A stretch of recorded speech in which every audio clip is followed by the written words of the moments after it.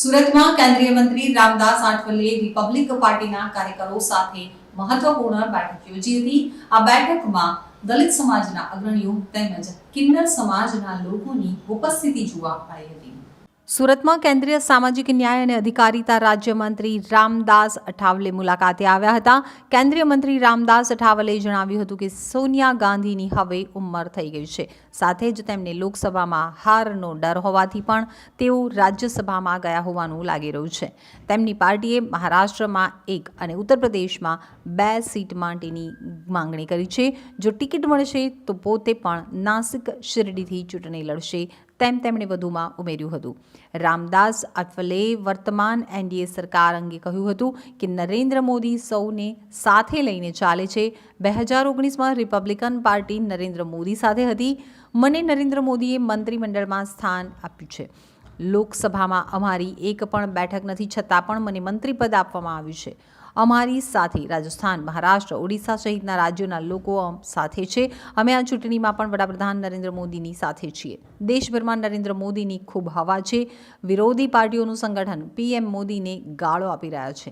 Gas cylinder લોકોના ઘર સુધી પહોંચી રહ્યા છે। જનધન યોજના અંતર્ગત 51 કરોડના લોકોના બેંકમાં એકાઉન્ટ ખોલાવ્યા છે। 11 કરોડ લોકોને ગેસ સિલિન્ડર ગામ અને ઘર સુધી પહોંચાડ્યા છે।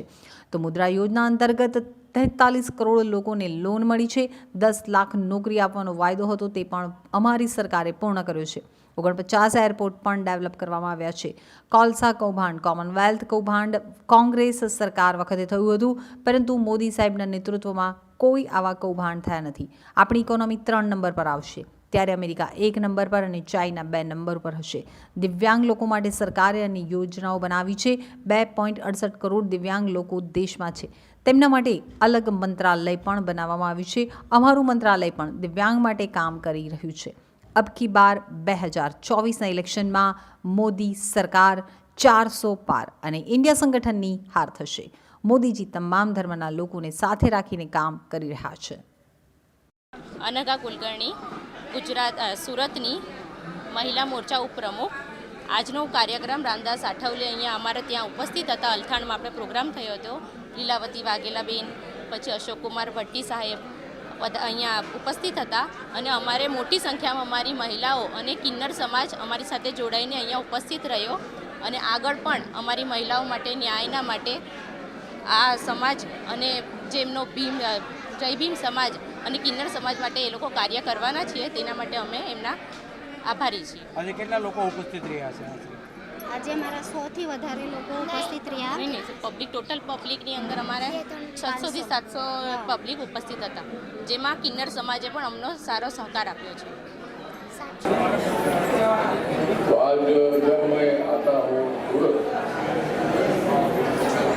जब मैं आता हूँ सूरत, मुझे दिखाई देता है तारा भारत, जहाँ महाराष्ट्र में गुजरात के तो लोग नहीं है, तो मैंने देखा कि महाराष्ट्र हो, राजस्थान हो, उत्तर प्रदेश हो,